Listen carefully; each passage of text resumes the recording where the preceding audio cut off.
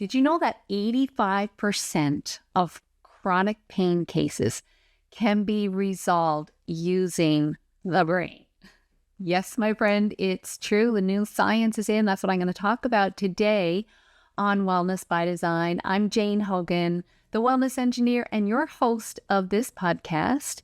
And I am an expert in helping people relieve chronic pain. I've got my own chronic pain story with reversing rheumatoid arthritis. I was told I'd have to learn to live with it, and there was no hope, no cure, but I've proved otherwise, and I'm helping all kinds of other people do that as well.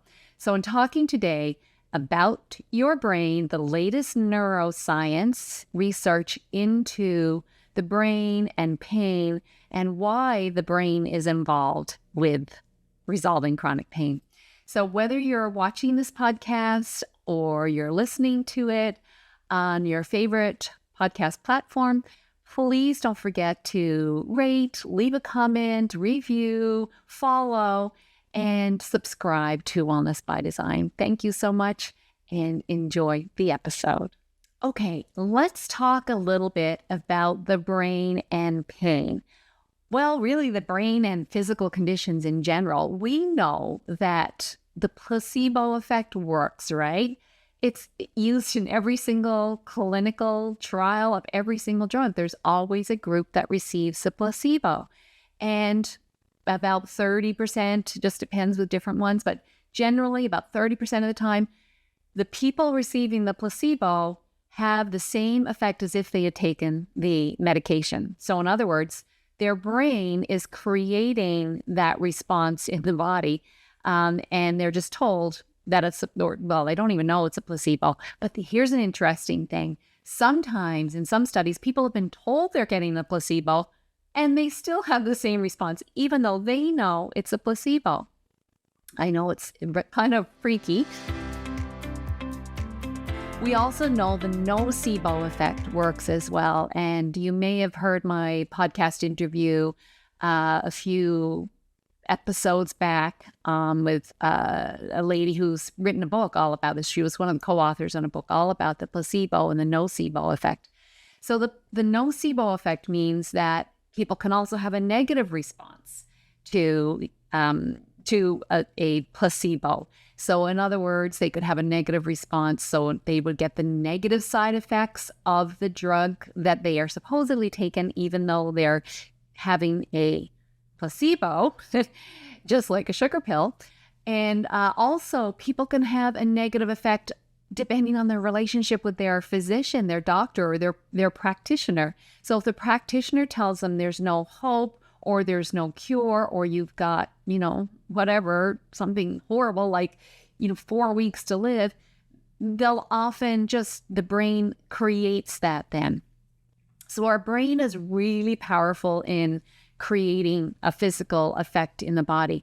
Another really interesting area is multiple personality disorders. I find this really fascinating that there's been documented research on people with multiple personality disorders where they will have a health condition in one personality tested with blood tests and so on, and not have it in another. So in other words, diabetes is one example. So in one personality, all the blood testing and so on for that personality would indicate diabetes.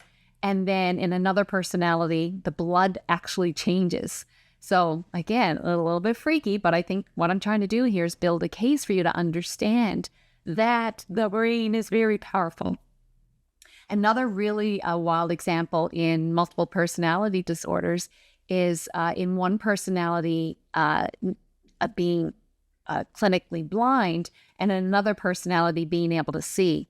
So that really, I've got a friend who teaches all about using neuroplasticity to fix your eyesight. And I think that's totally possible when you hear things like that. So yeah, I think it's totally true. So we know also from the science that the brain really modulates our perception of pain, and it's very tied to emotions. Being alone makes their pain feel worse. Being stressed makes pain worse. And it's not just pain, it's really any physical, chronic conditions will tend to get worse if we're stressed or if we're in pain. So this doesn't mean that your pain, if you are a listener or watcher that's experiencing chronic pain, it certainly doesn't mean that the pain is in your head. The pain you're experiencing is absolutely real. But if you think about it, the pain, our nervous system, it's how we feel the pain. The signals go up to the brain, and then we feel the pain in our body, or that's where we're sensing it to be in our body. But here's another really interesting thing. People with amputated limbs will often experience what they call phantom pain. Their leg, for example, is no longer there, yet they experience pain in that leg. So the brain is kind of sending the signal that the pain is coming from there, but there's nothing there. Really interesting things that are done in therapy for this are like using mirrors. So they'll use a mirror so that the brain is seeing a reflection of the leg that's still there, but of course it looks like, for example, the leg that has been amputated. And they'll use that to help the brain reprocess the pain and get the signal straightened out, and having success with that. So this is really quite interesting. Another thing I want to tell you about is about a study that was done by the New England Journal of Medicine. It's not a recent study. It was done in 1994, so it's way back. And in this study, they took 98 people who had no pain in their back, and they did MRIs on them, and they found that 64% of them had abnormalities in their discs. So in other words, it could have bulge discs or, deformations or whatever, but they had no pain. So the weird thing, talking about the nocebo effect, if you have pain in your back and you go get an MRI and the MRI says you've got a bulge disc, for example, then your brain goes, okay, there's a reason. And so that nocebo effect, right? We have a negative effect based on something that we're told. And, but we know now from this New England Journal of Medicine study, and I'm sure there's others as well, that 64% of people studied who had no back pain had bulge discs or other abnormalities. So they had no pain. So I think this is really kind of putting together a case for you about the brain is really involved in our perception of pain. Pain is still real, but the brain is involved. Oh, another thing I wanted to mention too about the placebo effect is surgery. So we think of the placebo as being usually a sugar pill, but other placebo effects that have been studied are what they call placebo surgeries. So in this case, obviously the physician needs to know, but they'll make an incision, say for a knee surgery. They will make an incision, but they don't do anything.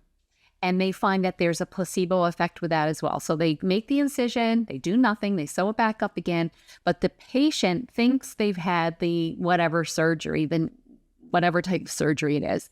And so there is a placebo effect in that there's a certain percentage that will go, yes, I'm feeling so much better now, and everything resolves. Because the brain thinks they've had the surgery, right? And so it's really important, I guess, for you to understand that we can use the brain to help us lower chronic pain. And so let's talk about that. This type of pain, they're almost giving it a new name, but it doesn't seem to be standard. Some studies are calling it neuroplastic pain. Some studies are calling it centralized pain. So there's different names on it, but it's all kind of the same thing, that the brain is modulating the perception of pain. And so there's a psychophysiological process going on. There's a psychophysiological process going on in how pain gets created in the body. Now, when I'm talking about pain, I'm talking about chronic pain, right? Not acute pain. So remember, pain is our body, our mind, let's put it that way, our mind creates pain to protect us, okay? For acute pain, say you've broken a limb or you've had some kind of injury, the pain makes sense. Our brain is saying, okay, stop using this area so that we can heal it. And that makes a lot of sense. Chronic pain, though, and we'll talk a little bit about why pain becomes chronic. But chronic pain is pain that lasts like beyond that healing process. So pain that's lasted, generally they say like 3 months or, 8 weeks, something like that, past the time when things should have been healed. But I also know from my own experience that it's not just like from injuries. I had an illness, like an autoimmune condition, and I know now that there's a psychophysiological process going on with that, and a lot of chronic conditions as well. So we're talking about this type of pain that's modulated in the brain, and they say it's 85% of chronic pain cases can now be resolved with brain retraining. When we get the brain involved, we can resolve about 85% of chronic pain cases. And I'm going to go through some questions in a little bit to help you figure out if the pain you're experiencing fits into this 85%, okay? But first of all, I just want to talk about this pain that's modulated using the brain is not even really a new idea. John Sarno, if any of you are familiar with the work of John Sarno, he published a book called Healing Back Pain back in 1991. And then he published another one, I got them here, The Mind-Body Prescription, I think a little bit later, maybe 1998. He called this type of pain TMS, tension myositis syndrome, TMS. So you may hear people talking about TMS. This is the same type of pain. So this actually, the new neuroscience, what we're learning about pain and the brain is actually what it validates what John Sarno was talking about back in the early 90s, that most chronic pain is not actually structural, but a mind-body phenomenon, and that changing thoughts, beliefs, perceptions can dramatically reduce pain and perhaps even eliminate it altogether. And so we're getting the brain involved. We're using the brain mind-body techniques. So the latest research says that most like chronic back pain, neck pain, fibromyalgia symptoms, repetitive strain injury, headaches, other forms of chronic pain, including what I had, right? I had rheumatoid arthritis, and this is the path that I took that finally worked, was really addressing these issues. And also a lot of chronic conditions. So they're finding people are responding really well. People with long COVID conditions are responding really well to this as well. So it's a psychophysiological process that can be reversed. So we're reversing it using neural pathways in the brain. So let's just talk about the brain. The brain is neuroplastic, which means that it can learn new things, okay? New neural pathways can be connected all the time.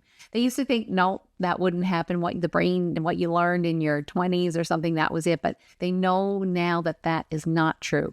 The brain is continuously learning, and it's really, really good at learning. But here's the thing. It's also good at learning pain. And so the more we reinforce neural pathways in our brain for pain, the stronger those pain signals get. So I kind of think of this, I'm a trail runner. So if I'm going to go out and run on trails, and I keep going in the trails that are marked very clearly, well, it's going to be kind of easy running, right?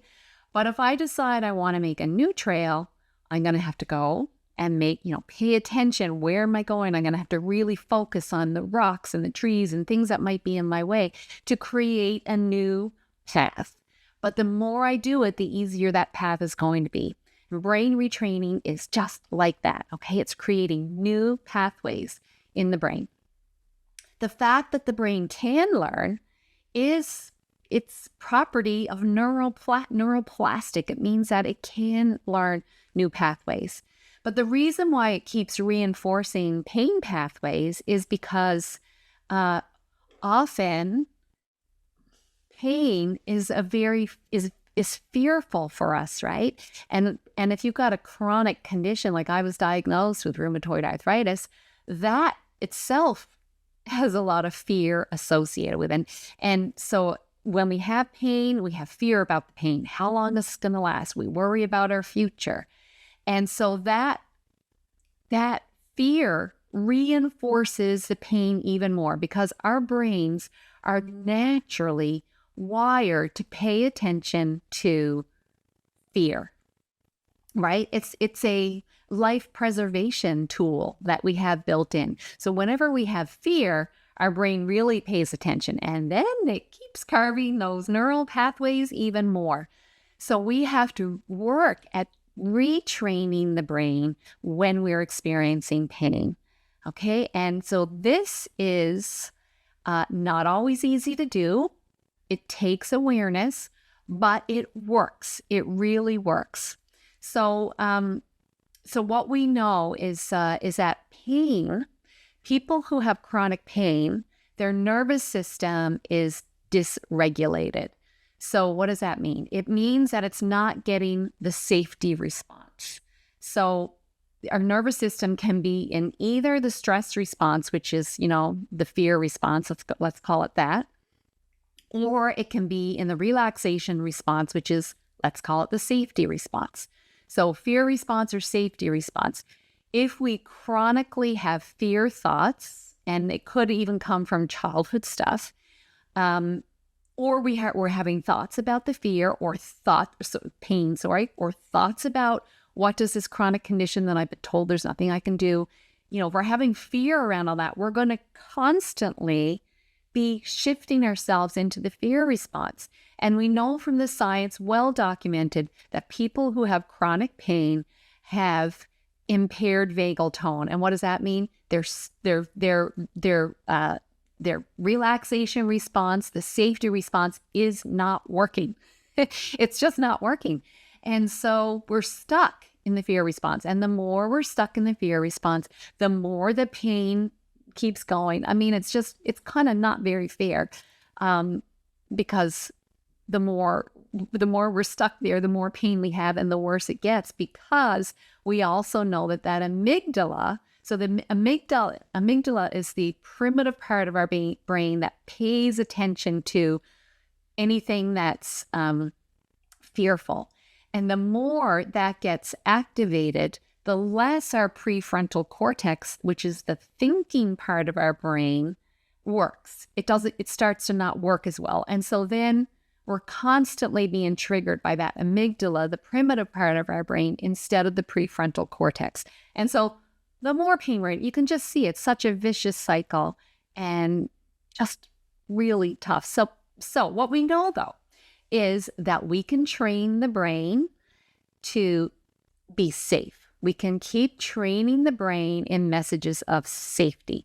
We can do it with, thoughts and actions. We can do it with breath work and relaxation techniques. Combination of these really works. So I'll tell you about one study that was done just in 2022, not that long ago, called the Boulder back pain study. And in this study, they had 151 participants. A third of them were given no treatment or other than their usual care. Oh, and all of these people had back pain, chronic back pain, for at least 10 years. So I want this to give you hope that it doesn't matter if you've been in pain for years. So they had chronic back pain for at least 10 years. And so a third of them were given no treatment except their regular treatment. A third of them were given a placebo, and a third were given 8 one-hour sessions over 4 weeks of this reprocessing therapy with the brain. So reprocessing with the brain and neuroplastic techniques. And so what happened after just 4 weeks, 8 sessions, these people had 66% of the people getting that treatment had or nearly or fully pain-free after the 4 weeks. And these are the people that had pain for 10 years at least.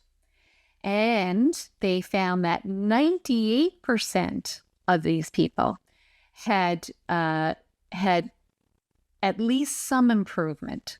And they found with all participants that these improvements lasted, they followed them for a year, and that these improvements lasted for a year.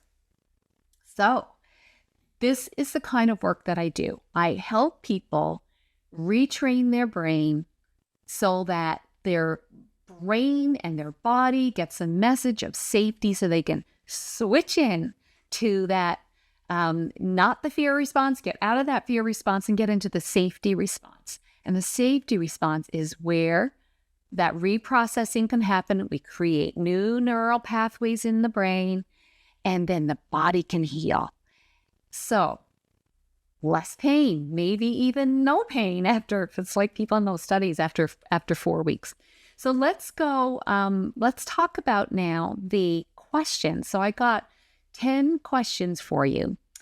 So these questions are questions that would indicate that you fall into that 85% of people whose pain is coming from like a mixed message in the brain. It's neuroplastic pain or TMS or complex regional or centralized pain, whatever the word is, that your brain is creating that pain. Remember, it's just trying to protect you. So your brain's not at fault here. But we're going to use that tool, the way your brain is so good at learning, we will teach it to unlearn pain. So if it's possible, just listen to these questions. If you answer yes to these questions, well, several of the questions, chances are that your pain, the pain that you're experiencing, is a type of neuroplastic pain. Your brain is generating more the pain as a protection mechanism. Okay. Question number 1. Has your pain lasted longer than 6 weeks, either consistently or intermittently? So it could be coming and going. Question number 2. Did your symptoms originate without injury, or has the pain persisted long after the injury healed? Question number 3. Did symptoms begin during a stressful period in your life? They did for me. That was actually the triggering thing. And I see it over and over again with a lot of people. Question number 4. Do your symptoms vary, or are they inconsistent in location or intensity? So here's the thing. Does the pain vary with things like weather, doing different activities, maybe an activity that never caused pain before now, like just bending over and your back goes, that kind of thing? Or does it kind of switch around? Is it like in your wrist one day, shoulder another day, changing around a little bit? All right, question number 5. Does your level of pain change when you are distracted or go on vacation? So vacation, less stress usually, or distracted. So in other words, maybe you're distracted, but you're out with friends and maybe you've noticed, I noticed I didn't have any pain while I was chatting with those people. So if your brain gets distracted, do you have less pain? Question number 6. Have you been told that surgery won't help, or that you have muscle, nerve, tendon, or degenerative problems?